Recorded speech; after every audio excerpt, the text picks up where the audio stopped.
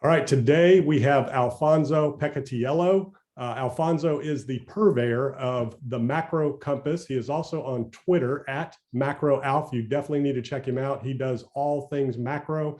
Alf is the former head of a $20 billion investment portfolio at a large bank, and he's very passionate about global macro investing. He writes the Macro Compass. It's a free newsletter that provides you with financial education, unique macroeconomic insights, and actionable investment ideas. Mac, thank you, or Alf, thank you for joining us today, and I look forward to this conversation. Greg, it's a pleasure to be here. Thanks for inviting me, and let's see if we can deliver some value for the audience. Yeah, absolutely. So things are changing rapidly, I think much more rapidly than people had anticipated, especially in the stock markets, bond markets lately. So what are you looking at?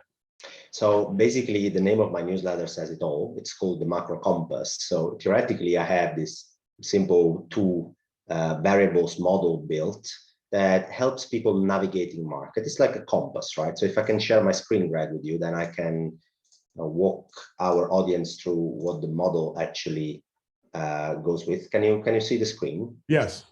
Very good. So here, this is basically the macro compass, and it has two variables, one on the x-axis, the other one on the y-axis. So if you start from the x-axis on top, you see something called global credit impulse. It's here. And so what that is, it basically measures the amount of spendable money that people in the private sector are getting or getting withdrawn at any point in time. There is a lot of confusion about money. People always look at the Federal Reserve when they talk about money, but in reality, the Federal Reserve is not able to transfer money on your bank account or on my bank account, Greg.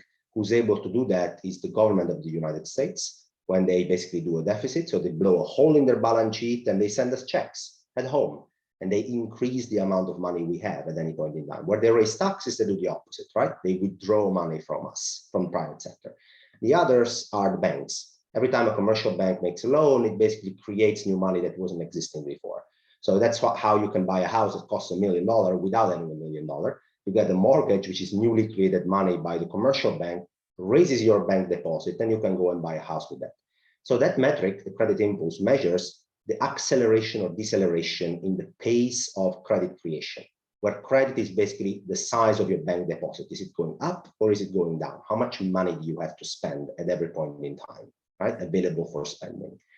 The other one is a relative monetary policy stance, which basically tells us whether central banks are getting more hawkish, more dovish, are they accommodating, are they tightening, what are they doing, right?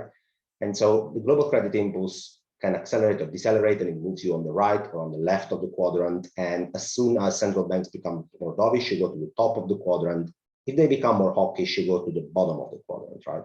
So where are we today? And where were we during the COVID pandemic, right? Since the pandemic to today. So if you look at the April 2020 to September 2020 moment, so after the pandemic struck and basically destroyed market in March 2020, in April 2020, you basically had both the government, banks, and the Federal Reserve and other central banks coming in and doing, basically moving you to the good side of the quadrant all at once. The government printed an immense amount of fiscal deficit, sent checks at home, boosted the spendable money for people, right? So the credit creation went up very fast. And on top of it, central banks were on a net easing path. So you end up on the right, credit creation accelerates, and on the top, net easing. And in this quadrant, you are long the everything rally, as I said. I mean, that's perfect. Central banks are easing, you guys get more money, earnings are picking up, GDP is picking up. Awesome. You can buy anything, it will make you money. It's like being a genius in a bull market. But now what happened, this lasts for like 6 months or so. Then as we went to the end of 2020, beginning of 2021, central banks were like, okay, maybe we can consider stop easing, or let's say marginally speaking, trying to be less ease.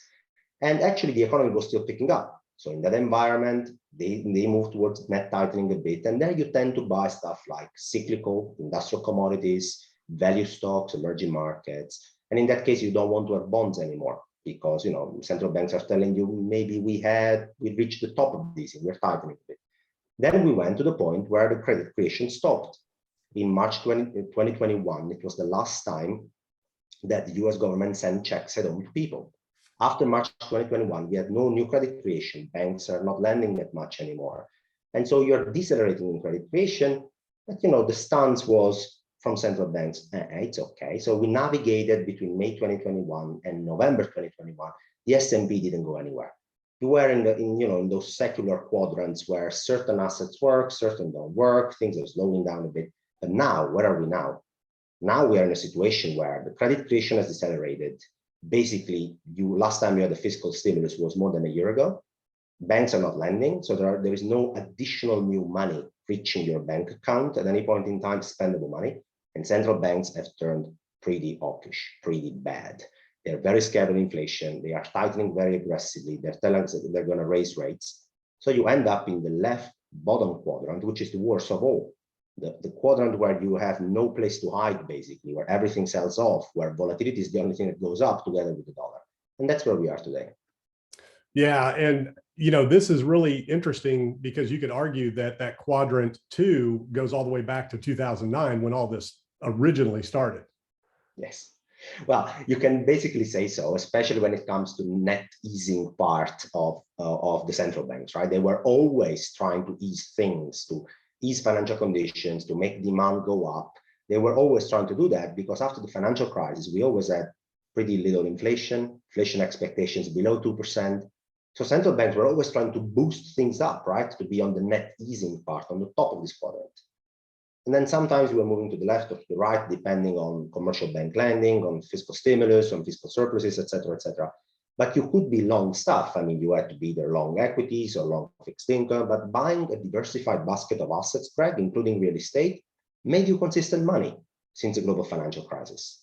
But now you're moving to the bottom of the quadrant because central banks are very committed to slow things down. They're very scared of losing their battle against inflation. And at the same time, governments and banks are not printing any spendable money anymore. So that's quite a tricky quadrant to be in, to be honest, for 401k investors or long-term oriented investors. And it seems like most central banks, at least with the larger economies around the world, are in lockstep with this compass that you have here. Yes, I would say so. They basically what they're trying to achieve now is to make sure that they slow things down. And yesterday, Powell 2 days ago had a very good interview, I think, with the Wall Street Journal, where he went there and he said, I have to read him, I think, because quoting him will probably make things even more clear. He said, literally, I'm quoting him, what we need to see is inflation coming down in a clear and convincing way. So not only coming down, but it needs to come down fast towards their objective again. And we are going to keep pushing until we see that happening.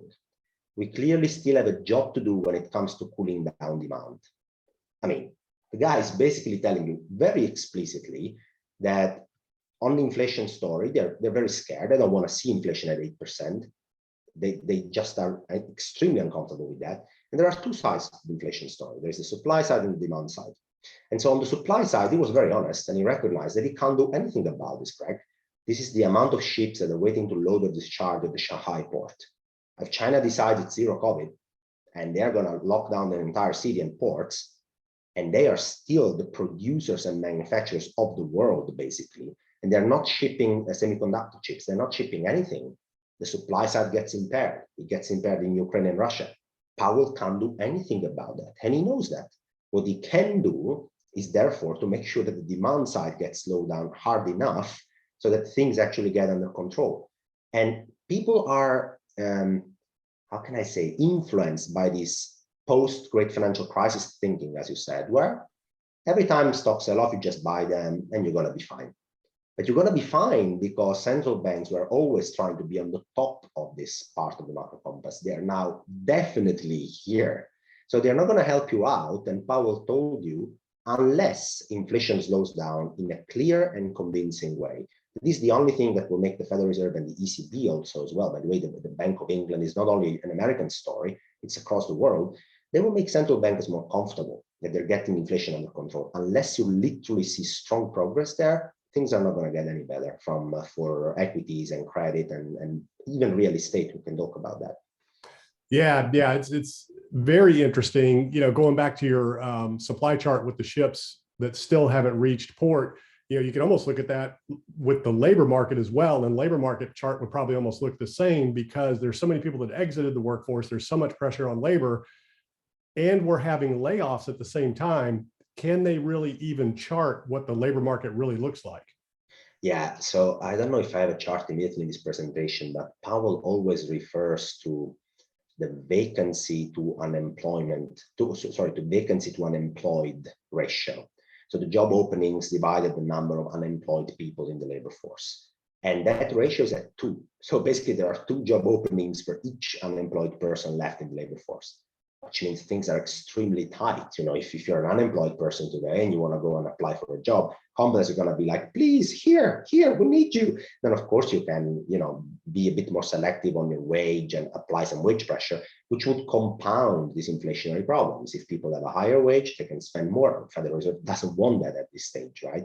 And so what they want to do there is to balance the supply and demand in the labor market as well, which means if they cool down the economy, then there's going to be less job openings, obviously, because companies as well scale back on their hiring plans. And at the same time, these, they hope to have a gentle rebalancing of the labor market. Now, 2 comments from that perspective from my side. The first is that gentle rebalancing and gentle tightening in a highly leveraged economy are always difficult to engineer. And the so-called soft landing from Powell has already moved to be a softish landing in his latest definition, which tells you something.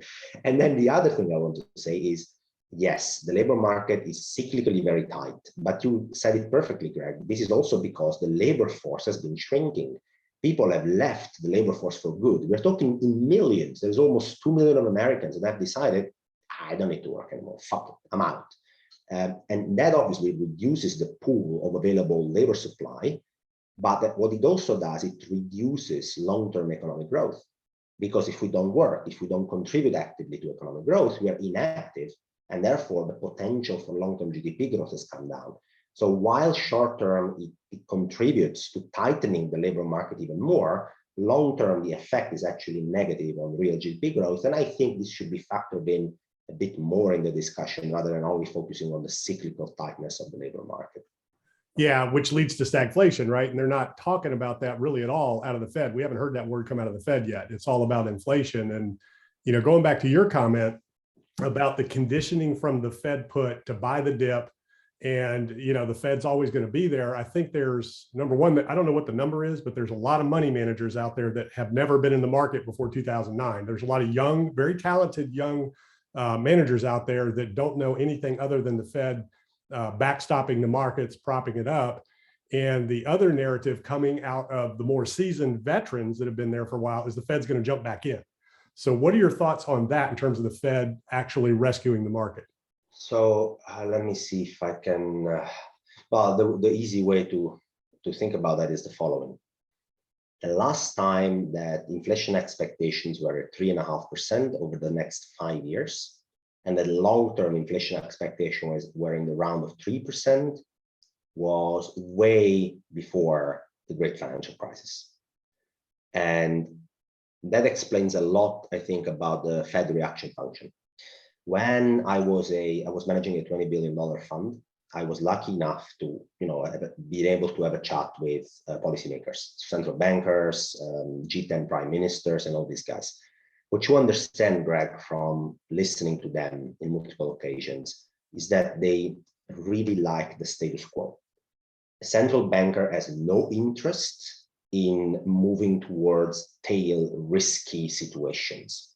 Now, I think I have a chart here. I'm going to try and pull it up because it's pretty interesting. Yes, I do have. So can you see this chart? Yes. Now, this is a chart I posted on the Macro Compass. It's my free newsletter.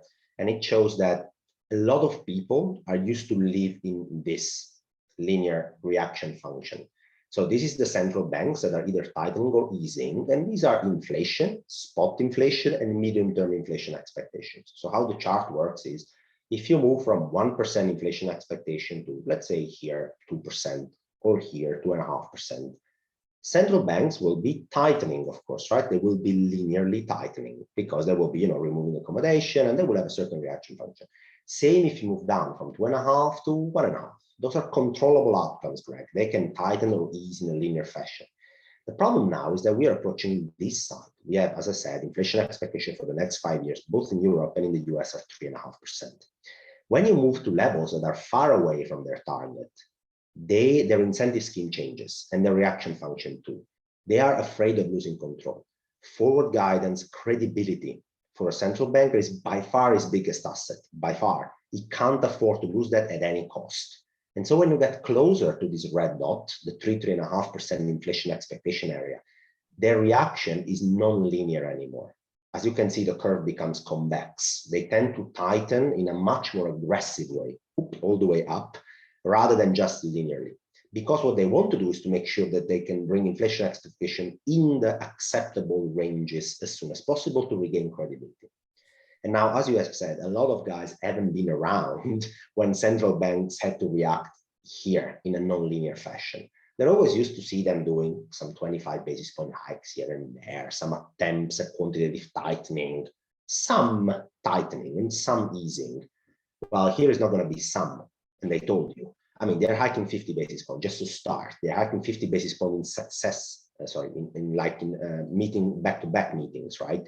This is not something we're used to. We're looking about the fastest tightening cycle we have ever experienced since the 1990s.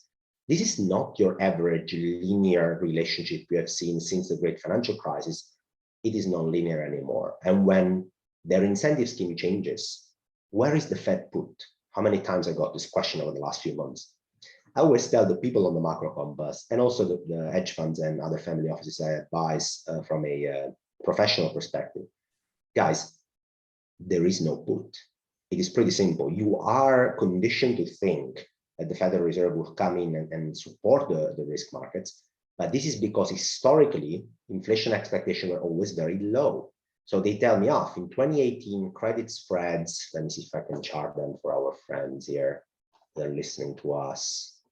We do this all very spontaneously. So sorry sometimes if I'm a bit rusty. Here you go. US high yield credit spreads, right? So this is junk credit spreads, junk bonds or below investment grade rated. And the red line shows the 2018 highs. They were at 500 basis points in this credit spread series. We have already surpassed that. We're at 511 as per yesterday. Hedge funds calling me up. Oh, this must be it. They now come in and rescue. They don't come in and rescue anything because in 2018, inflation expectation was 2%. When this happened and the credit market started really to wobble like today, inflation expectation was 2%. Realized inflation at the end of 2018 was 2%. It was relatively easy for the Federal Reserve to say, whoa, the credit market is breaking down, the treasury market isn't properly functioning, equity markets are down 20%. Maybe I should actually make sure things don't break up. Situation today is dramatically different. Inflation is 8%. Inflation expectation are 3.5%. Their incentive scheme changes from rescuing the credit market and the repo market and the equity market to regaining credibility on the inflation front. That is their objective 1, 2, 3, 4, and 5 today. Yeah, and it's, I mean, they've been there so long. I mean, going all the way back to the taper tantrum, what was that, 2013, when the Fed tried, to pull back a little bit and the markets wouldn't let them. And then, of course, 2018, tried it again. So nobody thinks they're serious. We'll go back to your point about credibility. I think the Fed's already lost credibility. I mean, people aren't taking them serious. They think that they're going to pivot. Probably what a lot of people are looking at, what I've been looking at, is the pre-pandemic highs before they're even starting to talk about the markets. Yeah, well, look at this. I mean, when it comes to credit spreads, pre-pandemic, you were at about, here, 2019, right? So you were about 400 basis points. We are at 511 on credit spreads, way beyond pre-pandemic levels. Powell, 2 days ago, had an interview. This spread were already at 500.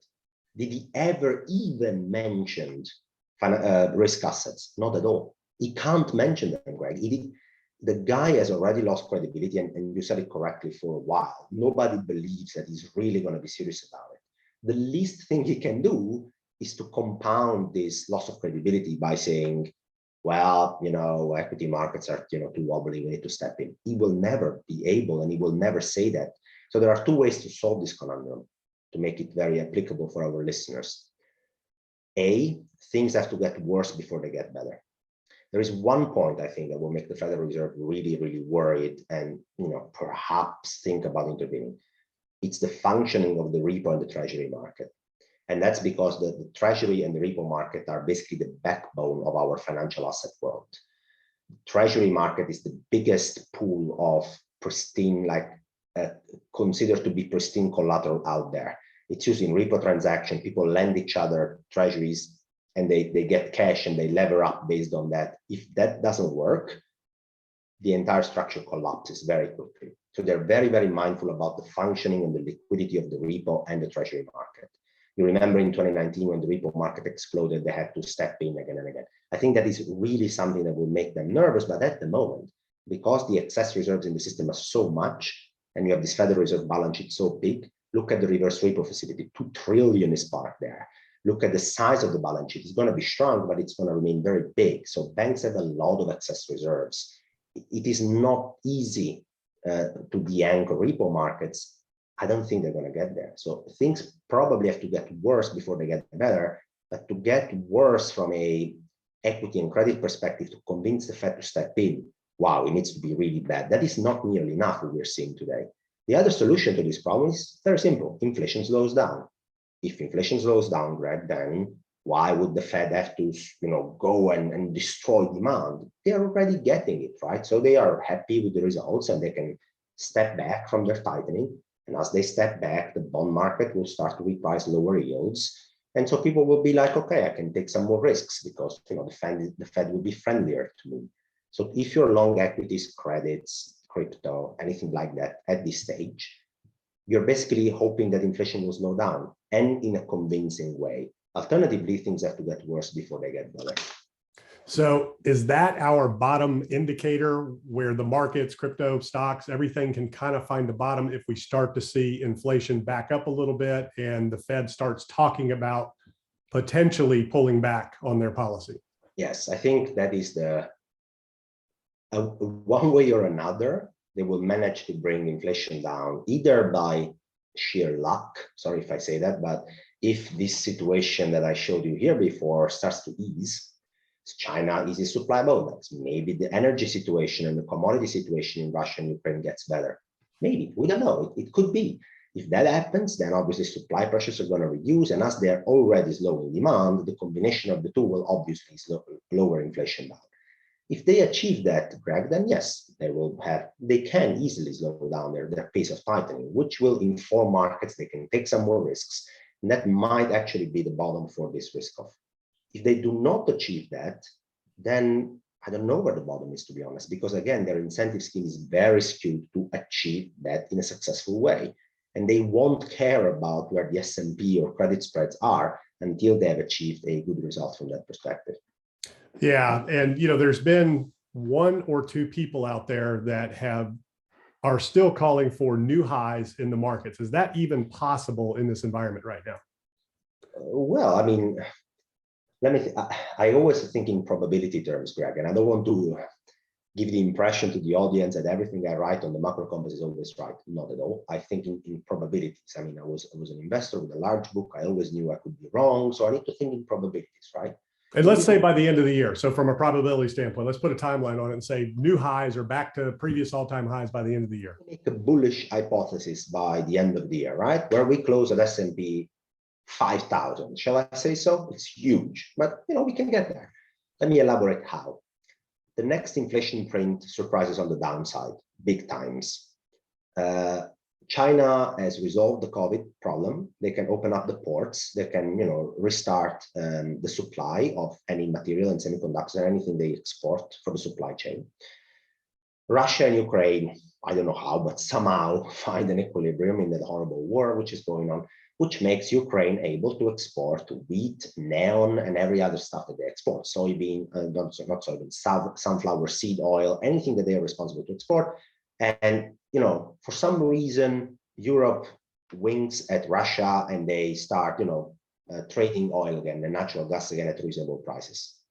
I mean, sounds not all very high probability what I'm saying, but assume you have a combination of the supply bottleneck season, right? Then the Federal Reserve has low demand, and they have started to slow demand by raising borrowing costs since November. So they've already done basically 6 months of this hard slowdown, which is reflected in inflation. Combination of the two slows down inflation, Greg. And at some point, the Federal Reserve is looking at inflation, which is 3% year on year by the end of the year, by November, October. And as we go there, they will be more and more comfortable that they've got control on inflation. So they'll go and tell the bond market at the September meeting, they're going to say, well, looks like we did a great job. I mean, look at inflation is slowing down. Of course, we are going to not ease, but we're going to stop here. So we have interest rates, let's say 2%, for example, by September, Greg, and then they're going to say, we stop here. Actually, as demand is slowing down, the market will be thinking, yeah, you probably have to cut at some point. If inflation is coming in and demand has been, damaged that much, then probably you'll have to cut and ease a little bit. So bond market will stop pricing in that bond yields are 3%. They will price bond yield at 2% and possibly at 1.5%, assuming some cuts from the Federal Reserve. Now, well, that is an environment where you have to reprice the entire risk spectrum. If your risk-free interest rate is not 3%, but it's 1.5% now, then obviously the Nasdaq looks much better than it looks today. Crypto looks much better than it looks today. And all the other asset classes which have been battered, they look pretty decent.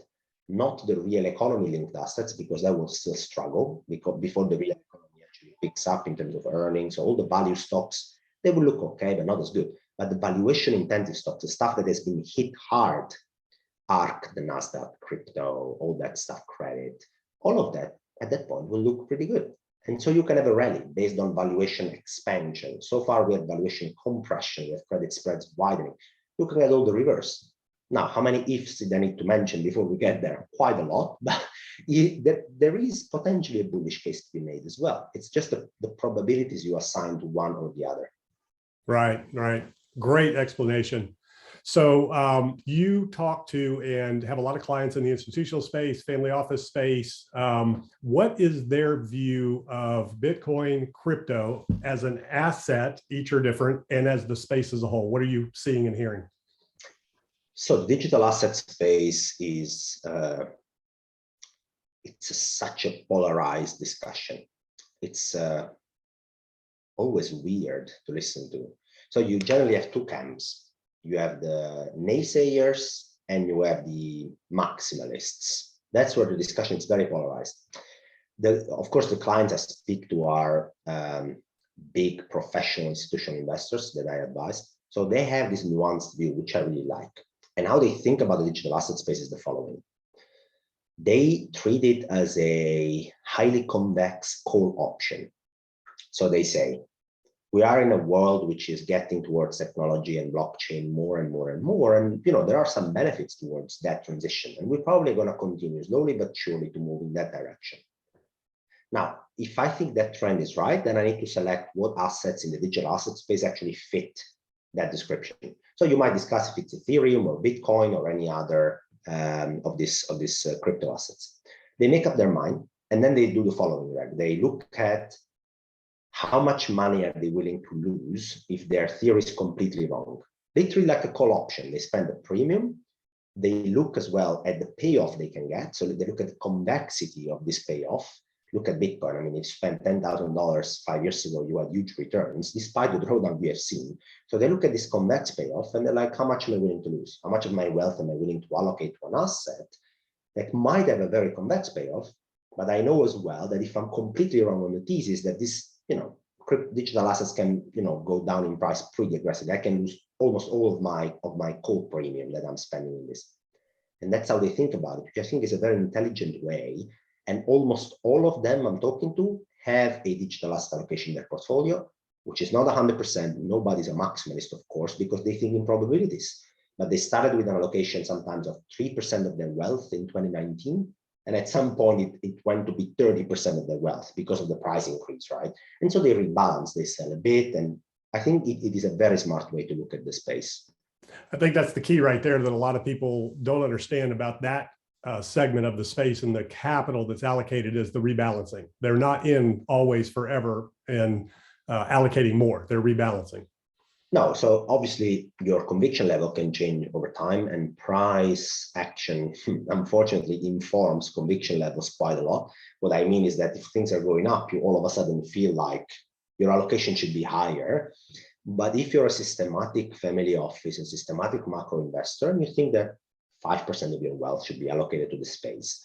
If it becomes 10%, then it's too much. Then you should sell and rebalance down to 5%, which means you should take your profits. So they think of the asset class like that. And I have to say I agree with them, and I help them manage the cycle. Obviously, as we have seen, Bitcoin and Ethereum are not at all immune. Actually, they are very prone to cycles swinging when it comes to macro changes, so policy changes, growth changes. Basically, I can put them here in the macro compass as well to a certain extent, if you ask me. And they will trade in cycles. So I help basically the family office and the hedge fund risk manage their their structural allocation to the digital asset class space. Yeah, fantastic. I know you have another meeting, and I want to be respectful of your time. Let's land this on real estate.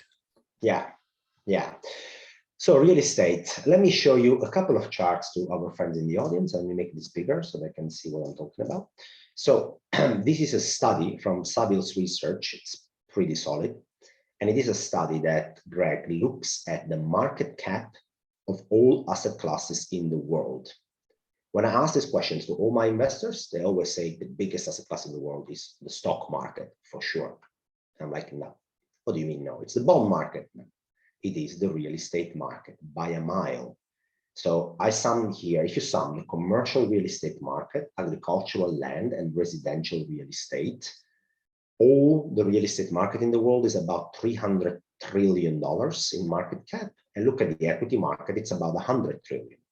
Guys, 3 times as big as the global stock market. We are talking about the most systematic asset class and the most systemically important asset class, the most important. Why is that? Because in America in 2021, 87% of the transactions for new houses were basically financed with a mortgage. And a mortgage effectively magnifies the leverage that people are able to put in the housing market. And on top of it, it's a primary necessity for everybody, right, to be involved in this market. So the combination of this makes it a highly leveraged and a big, systematically important market. Now, what's happening there is the following. Mortgage payment on the median asking price house in the US, this was in March, actually it's even higher now, had gone up by 30% in 2 months at the beginning of the year. So let's disentangle this for a second. How this works is that the median house price went up by about 20% in the US in 2021. Mortgage rates moved up from below 3% to 5.5%. This is the fastest ever rolling 3 months increase in mortgage rates that we have ever seen. So the change has been huge.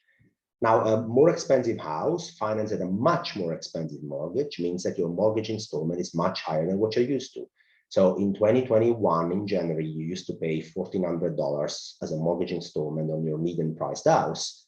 In February 2022, this went up from $1,400 to $2,000. Today, this number is $2,300 already, because mortgage rates have gone up.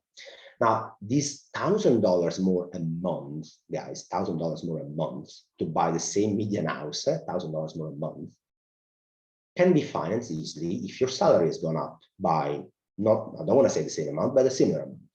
Now, nominal wages, Greg, have gone up, but inflation has gone up faster than nominal wages in the US, which means the purchasing power of the American in real terms is lower than it was here.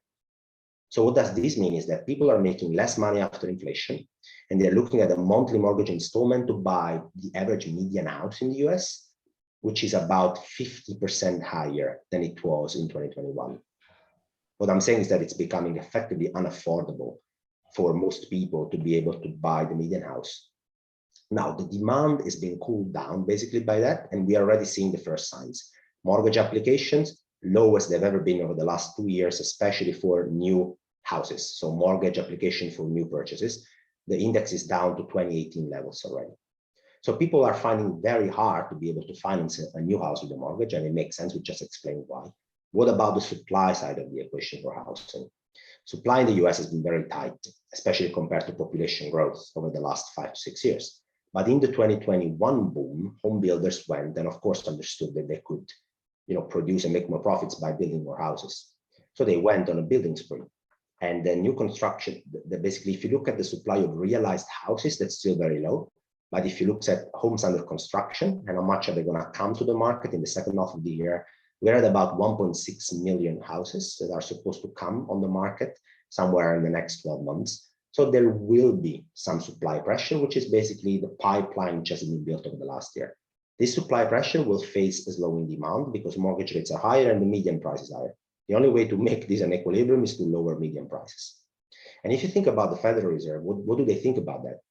And they're probably happy, because being so big of an asset class and being so big of a representative of our own balance sheet and our own wealth effect, house prices, if you actually make them stop going up, you already achieved something. If you make them go down by 5%, something like that, that's ideal, because the guy who's counting on his untapped, unrealized equity gains because of his house prices that keep on going up 10 to 20% a year, he will now have to rethink his consumer decisions, his spending attitude. He will now have to scale back.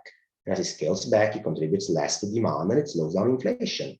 And on top of that, rent of shelter represents a pretty large portion of the CPI basket.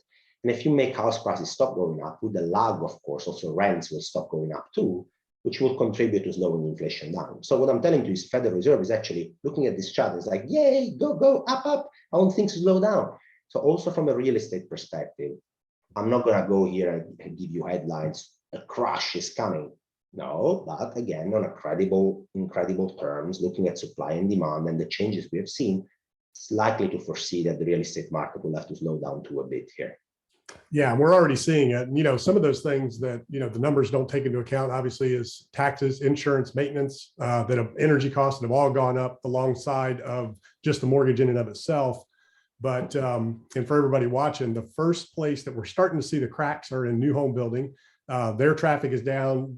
Buyers that once qualified 6 months ago that are now trying to take delivery can't qualify. So the deals will be had first with new home builders because they have to reduce inventory. They're not like in-place homeowners, existing homeowners that have a 2% mortgage that don't have to sell. Builders have to sell. They have to reduce inventory. And if they're not selling, they'll drop prices until they do. So that's where your deals are going to be first. And that's going to be the first biggest decline. And we're already starting to see it. Yeah, I do agree with that. Actually, if you look at how home builders are trading, there's an ETF which tracks them only, home builders ETF. Well, they're trading pretty bad, even compared to how bad is the broad equity market trading, which reflects the sentiment you just described, Greg. I do agree with you.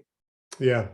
All right. Well, one more thing before we wrap it up. Where is if you had one place to store your value, where do you see the best store of value in this global macroeconomic environment right now?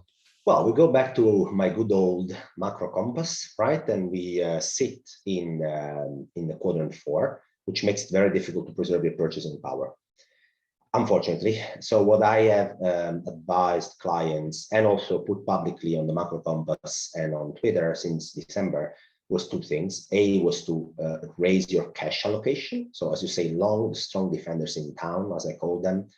Raise your cash allocation. And again, of course, guys, you've been losing purchasing power if you had cash in a bank account, but you've been losing less purchasing power than if that cash was invested in the stock market, for example, to a large extent.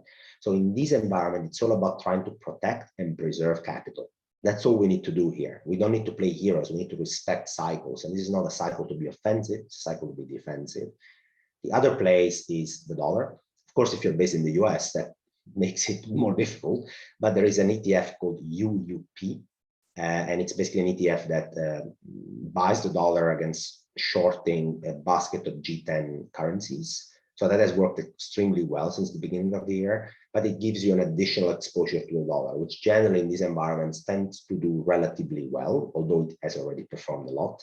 So I would just basically tell people, guys, I mean, raise your cash allocation. Consider, if you're not in the US, just open a dollar bank account, buy some very short-term treasuries. If you're in the US, there is the UUP ETF, which gives you the exposure to the dollar. It is unfortunately very difficult to find assets that deliver performance in such environments, Greg, and we are witnessing it. I mean, only commodities have generated a return adjusted for inflation this year, which has been positive. Everything else has been negative, and cash has outperformed every other asset class. And I'm afraid that until inflation slows down markedly, this is the environment we're going to have to live in. It is. And what I've been saying, there's a time to be bullish, there's a time to be bearish, and there's a time to be neutral. And I love your compass because it puts all of those things into perspective and where you need to be on the given the cycles that we're in. Well, Greg, I have learned managing a large sum of money that you have to respect cycles. You cannot be married to a narrative. It is a recipe for disaster. There is no one-trick pony that was ever successful in managing money through cycles. The market humbles you, so you need to be humble in the first place. There are periods to be aggressive, periods to be defensive. I have a similar saying to yours, which is there's a time to go long, a time to go short, and a time to go fishing. And now there was a time to go fishing for a while, but this is the time to be short. And when I say short, I mean defensive. Of course, if you have a tactical mandate and you can do futures, you can buy options. Like I am short the S&P 500 since 4,400. All my trades are public on the Macro Compass and on Twitter. I have two portfolios, a long-term portfolio and a more tactical medium-term portfolio where I use some leverage, I do futures, I do options. If you can do that, great. If you can't do that, then the only thing you can do is try to defend your capital and the purchasing power of your capital in the best possible way. And I think raising your cash allocation is by far the easiest way to do that. Absolutely. I'm going to put your links to the Macro Compass and your Twitter account in this video. I'm going to post it shortly, but can you tell us real quick who your ideal client is and what you do for them? So basically, my client is everybody who wants to learn about finance and have some financial insights and investment ideas from somebody who has some experience running money, also wants to share his learning journey with you guys. I do that on the Macro Compass. It's a free newsletter. You don't have to pay anything. Just subscribe, put your email in, and you can read my weekly pieces. You can follow me on Twitter. That is if you are, a starter, beginning, but also a relatively smart retail investor. Institutional investors are also reading that stuff, but if you are an institutional investor and want to have some one-on-one bespoke consultancy with me, some sort of agreement of that, well, I basically advise you more timely on your asset allocation, on your trades, and we look together at more complex macro scenarios.